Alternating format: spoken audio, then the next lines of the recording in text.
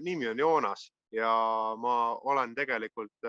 haridusvallas tegelen, et olen õpetaja olnud koolis ja praegu töötan natuke e-õppealal ja keskkonnahariduse teemadega seotud ja see üldiselt haridustöötaja. Ma arvan, et kõigepealt oli üldse lugu selline, et käisin igasugustel puutöökoolitustel, sealhulgas vahvärk ehituse koolitustel ja oli ühe sõbraga siis soov tema garaažis talvel ehitada valmis üks vahvärk hoone väike, tehagi niisugune, et jääks sinna ehitusloa taotlemise piires 20 ruutmeetrise hoone kanti ja kui see hoone nagu siis valmis meil, see puitstruktuur oli valmis, siis oli nagu alguses lihtsalt mõte, et eks siis lööme mingisuguse lauaga üle ja paneme ta kinni ja teeme mingisuguse puukuuri. Aga siis järjest rohkem tekkis mõte, et ta ikkagi vääriks nagu sellist, see vahvärk konstruktsioon juba selleks, et teda nagu näidata, vääriks seda, et tal oleks mingisugune klassikalisem ilme või selline.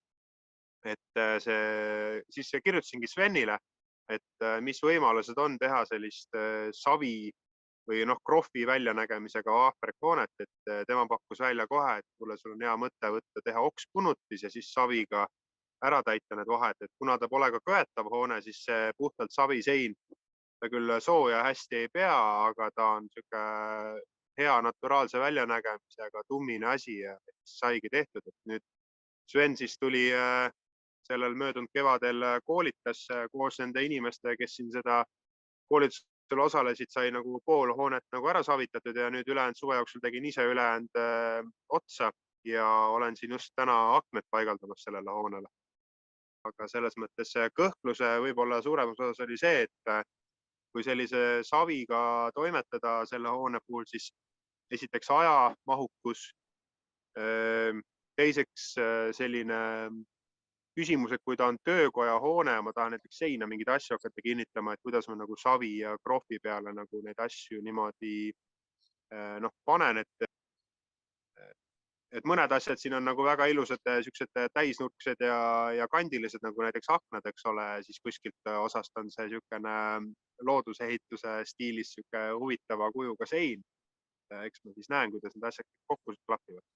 Sveni juures koolitumas olen ma käinud juba 5-6 aastat tagasi, ma arvan, olid esimesed korrad, kui ma sattusin sinna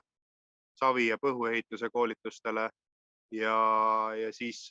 see oli ikkagi ajendatud puhtalt sellest ideest, et kui hoone kerkib, et siis päris tore on mõelda sellele, et kui ta mingil hetkel jääb omaniku hooleta või kuhugi mädaneb, et siis temast ei pudene penoplasti välja ja ta ei ole selline nagu koorem loodusele. Sellel hoonel, mis me siin ehitasime, küll saab öelda, et vastu talve sai tehtud katus nagu kiiresti ja konkreetselt niimoodi üldehitusmeetodiga, et lihtsalt lõime OSB plaadi peale ja panime tõrvavapi peale, et oleks kindel katus nagu tal kiirelt olemas. Et selles mõttes see hoone ei ole nii-öelda 100% ja ta mõnes mõttes ei sihigi olla sihuke näidishoone. Aga ta on minu enda jaoks ikkagi see, et need seinad ja see, kuidas see struktuur on ehitatud, oleks ikkagi sihuke looduslähedasem või vähemalt sihuke väiksema ressursi kaoga ehitatud. Sveniga on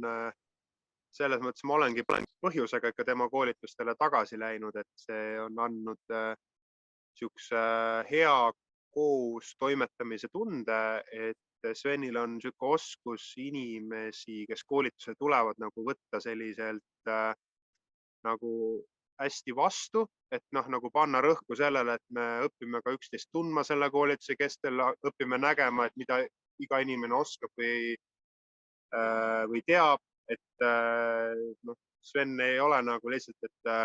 seisab käed puus ja seletab, kuidas asjad käivad, vaid kindlasti nagu õpid nagu seda seltskonda laiemalt tundma, et ma tunnen, et see annab juba siukse mõnusa vaibi koolitusele, et see on nagu üks asi,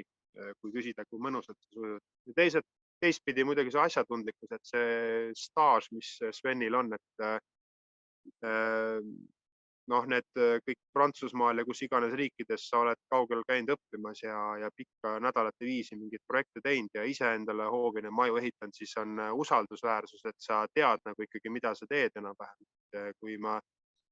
ise kõhkleme ja kahtleme, siis me teame, et saab nagu usaldada, kui me küsime nagu. Noh, see on niisugune positiivne osa, mis ma kindlasti tooks välja. Otseselt negatiivset ma ei oskagi midagi niimoodi tuua. Ei ole sellist kogemust olnud Sveniga. Ma olen nagu väga õnnelik, et sai valitud see tee, mis on nagu see